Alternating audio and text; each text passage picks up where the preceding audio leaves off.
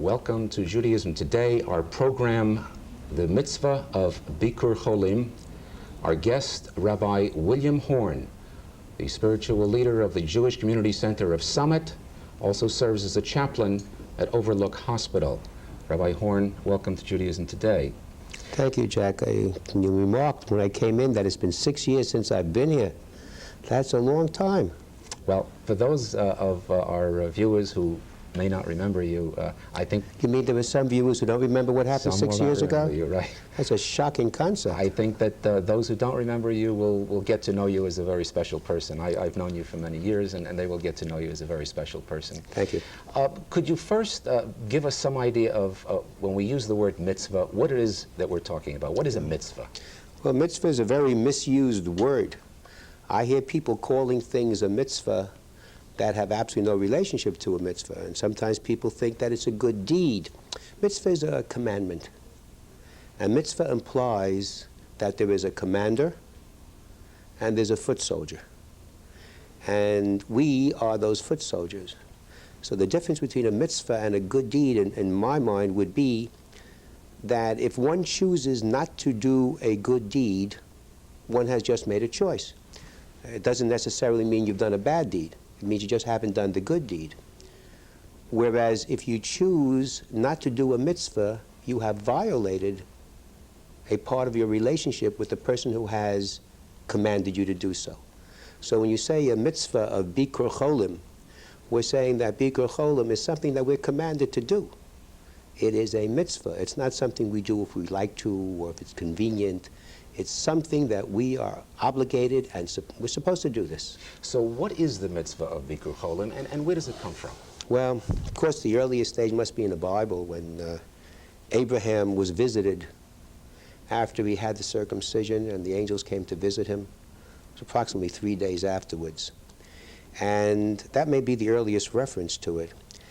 But it's built on a very important idea that a person who is sick is still very much a person. And it's quite possible when you're ill, when you're sick, especially if you're in a hospital, to be a very isolated individual. You're isolated from the community, you're isolated from your family, you're isolated from your friends. You're under somebody else's control. When someone comes to visit, they're saying, you're still very much the same person you were before. I'm glad to see you. The fact that you're sick doesn't make you any less a person than you were when you were well. And my being here says just that. Now, what can I do for you, and how can I help you? Being sick is a tough problem. Can I expand on that for a moment? Do we have a little bit of time? Very good. We're not going anywhere. Okay. Jack, I very often think of a hospital setting as a foreign land. Now, I've been a patient in a hospital. I don't know if you've been. But when you go into a hospital, it's like going into a foreign country. All of a sudden, you're not a citizen.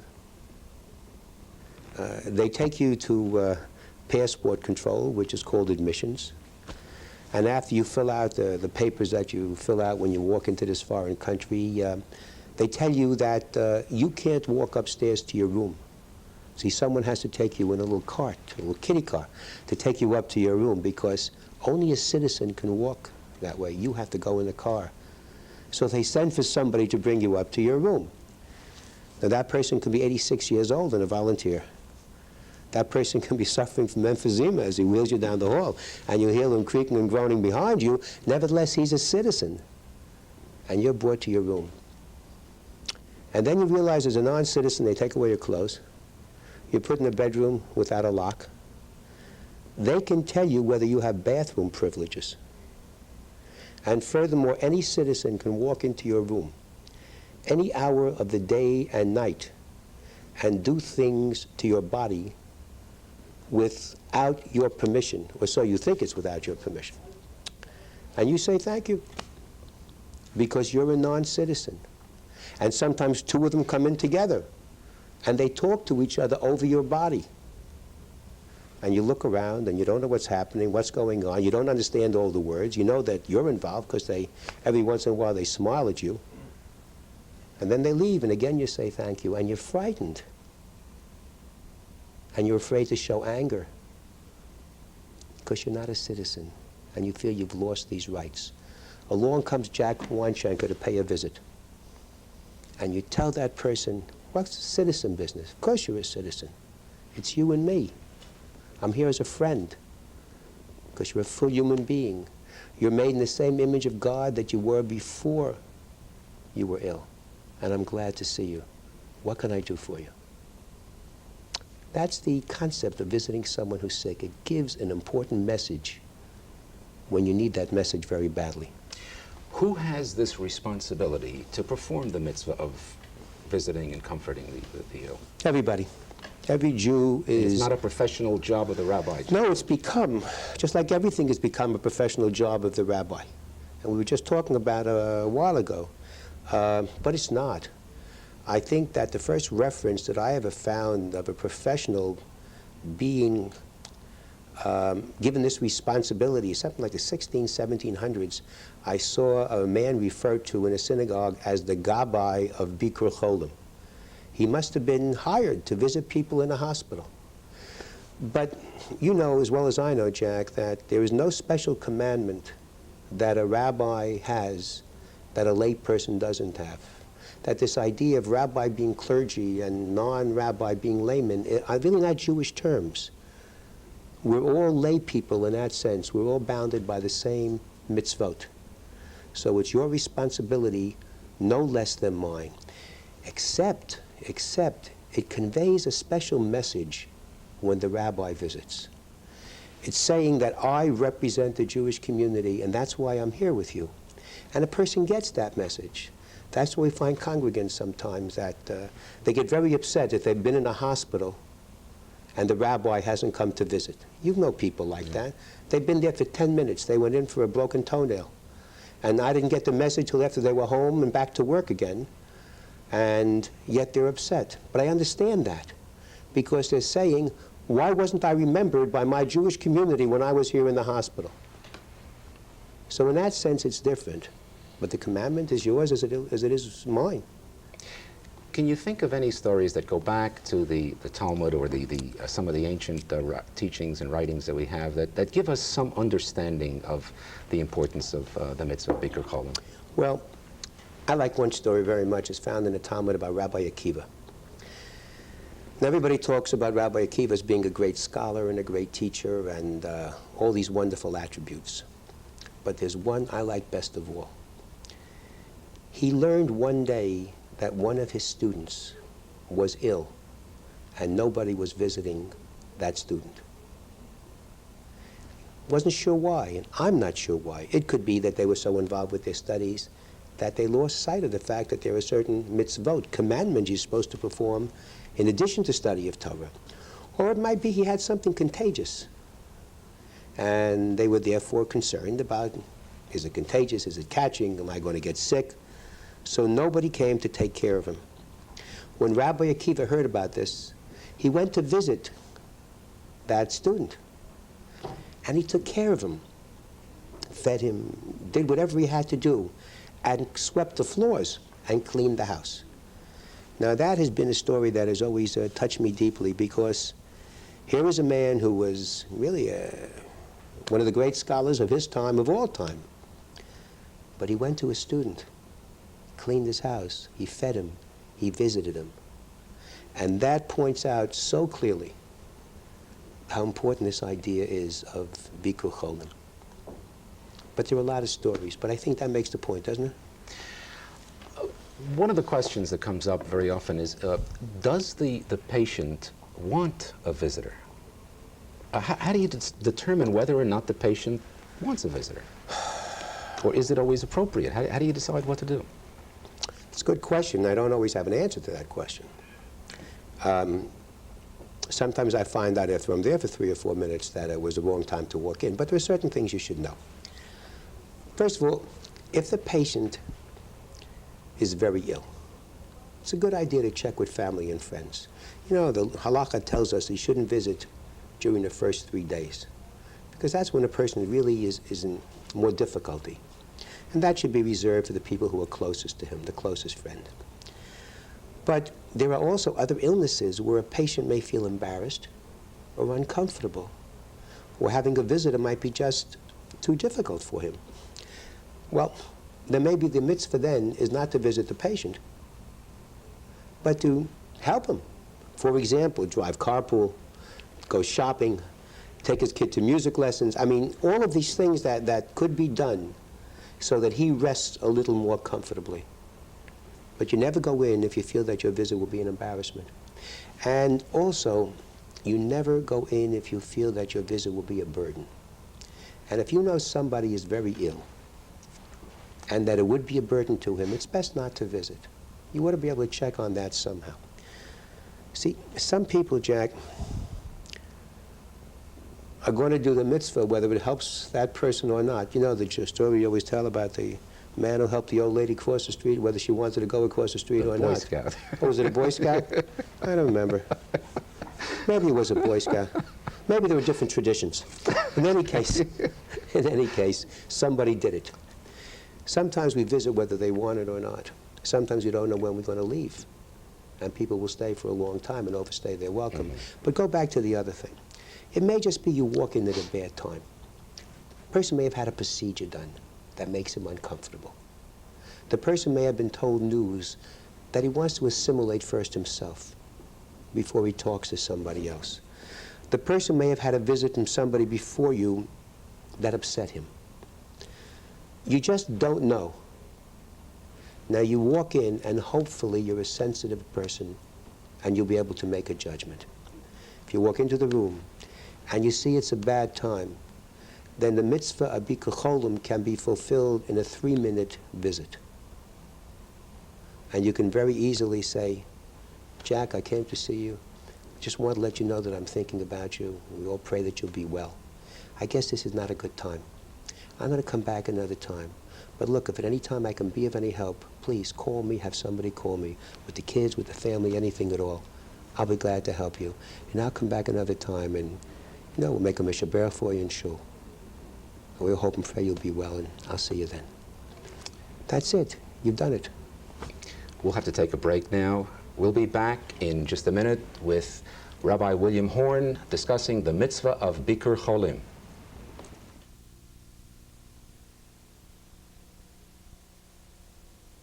You've got to be taught to hate and fear.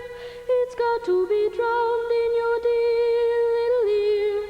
You've got to be taught to be afraid of people whose skin is a different shade.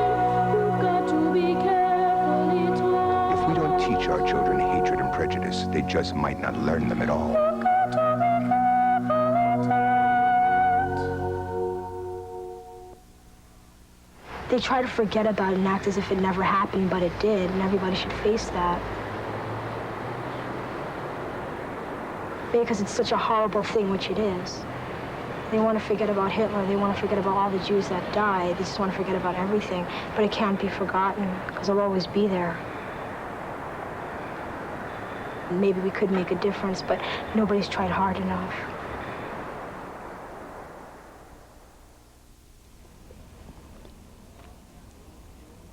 Welcome back for our discussion of the Mitzvah of Bikur Cholim with Rabbi William Horn. What are some of the kinds of things that we can and should discuss with people who are ill, and what are some of the kinds of things we shouldn't talk about? Well, I'm a strong believer in letting the patient take the lead.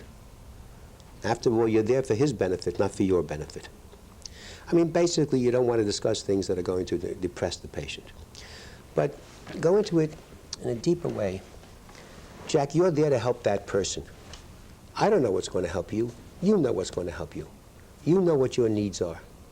So I would rather try to see if I can get from you what we should talk about. Now, first of all, we're assuming you should talk. Maybe you shouldn't talk. Maybe the most important thing you could do is sit quietly with the person. Do you know that some of the most important feelings are conveyed in silence? Because if I walk into your room and I sit down and I say, "Hi, Jack, I'm glad to see you. How are you?" And you have to process that, because who knows what kind of information is going through your head as to how you are.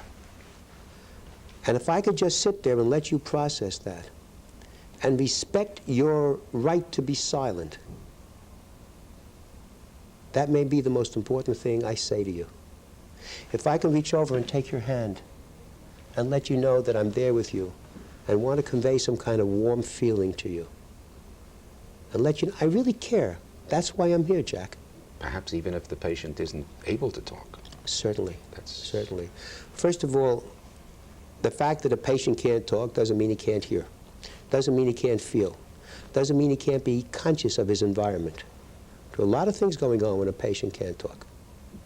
And a touch, and in that case, saying something that's meaningful, like I care for you, and I know that maybe next time we'll be able to speak, or anything of that. Those are important things because you're conveying something to someone. What is the idea? The idea is he can't talk, but he's still very much a human being. He's still very much a mensch. Right? And as a mensch, you have certain rights.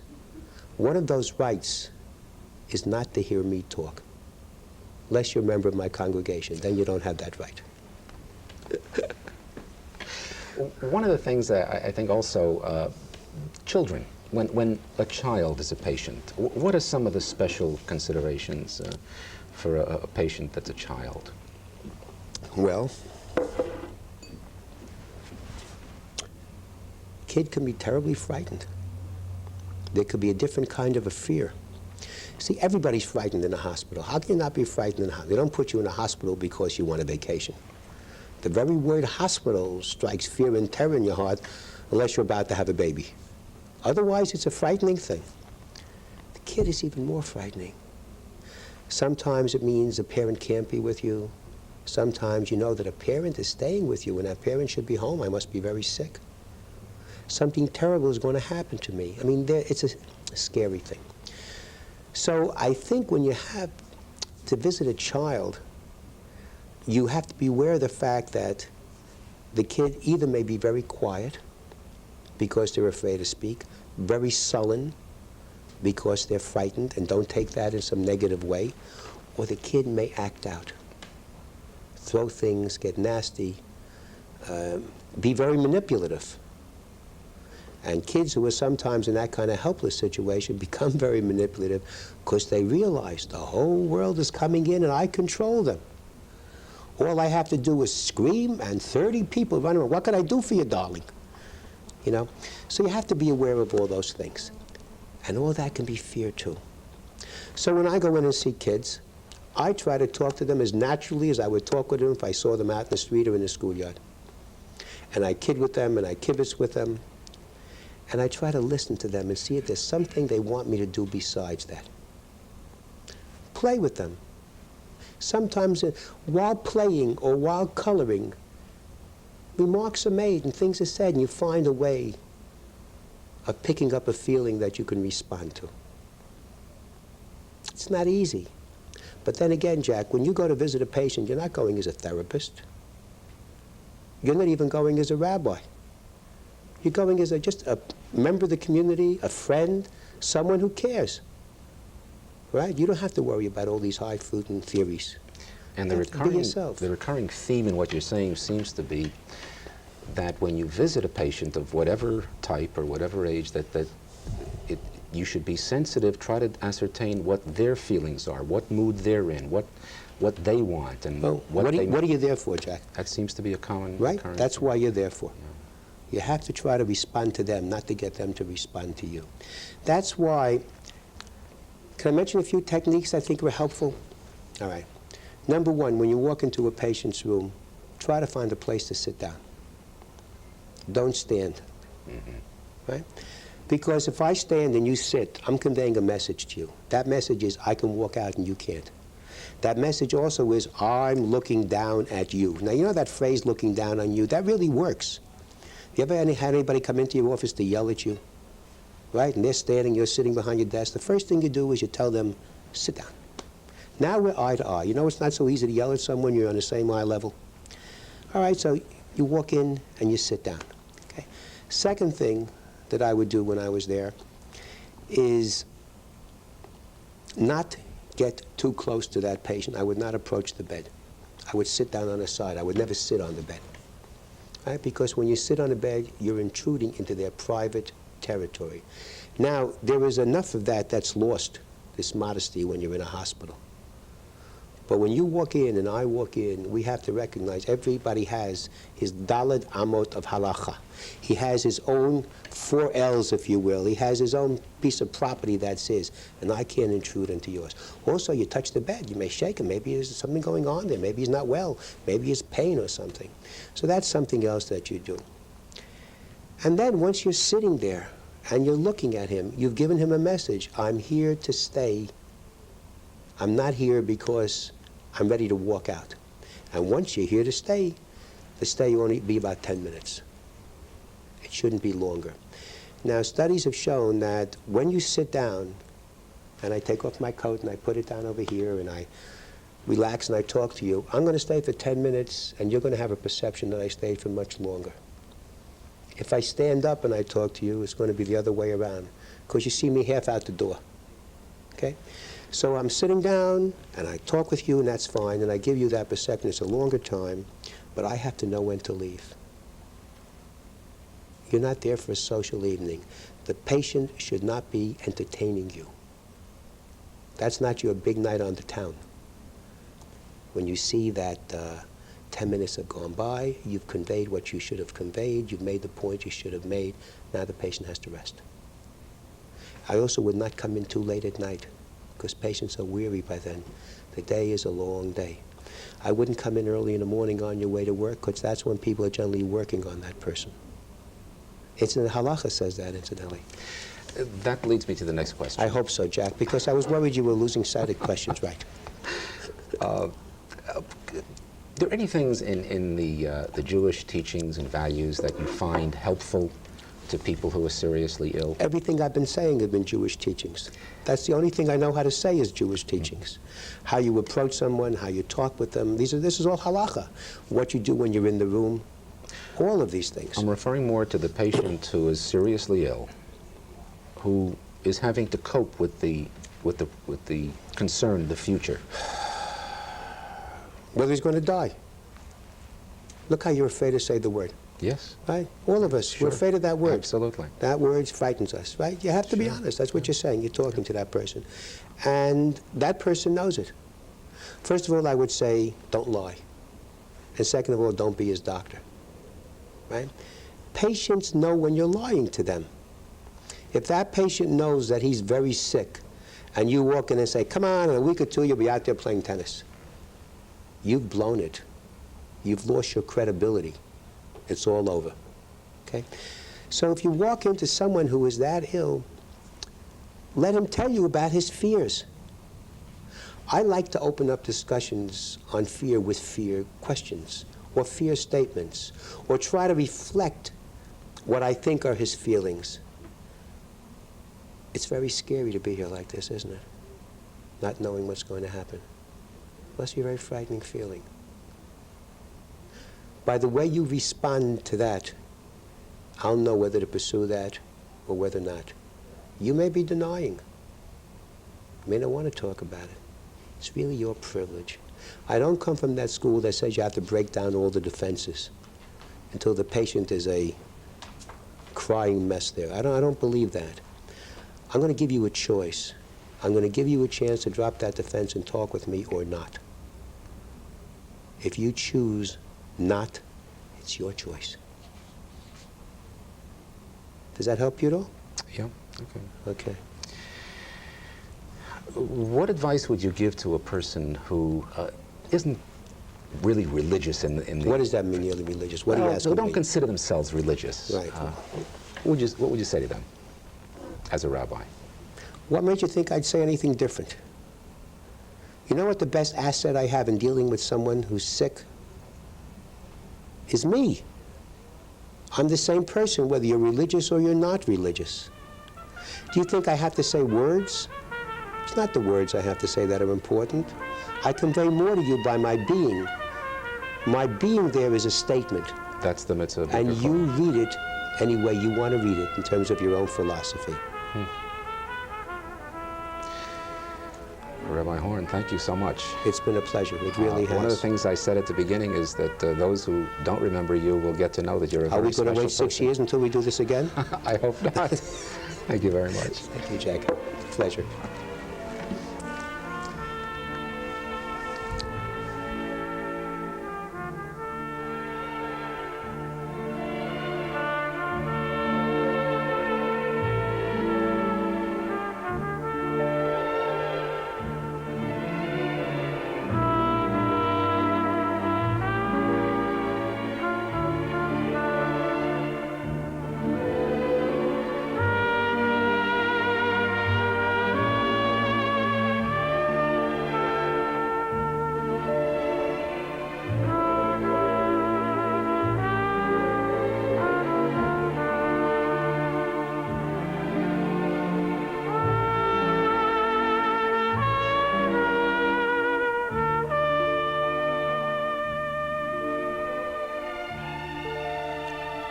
We would like to thank our guest for joining us for this program. We hope you will tune in for our next program in the series, Judaism Today. Judaism Today is brought to you by the New Jersey region of the United Synagogue of America. We welcome your comments and suggestions, and we invite you to write to us at the United Synagogue of America, Deerfield Road and Academy Terrace, Linden, New Jersey, 07036. That's the United Synagogue of America, Deerfield Road and Academy Terrace, Linden, New Jersey, 07036.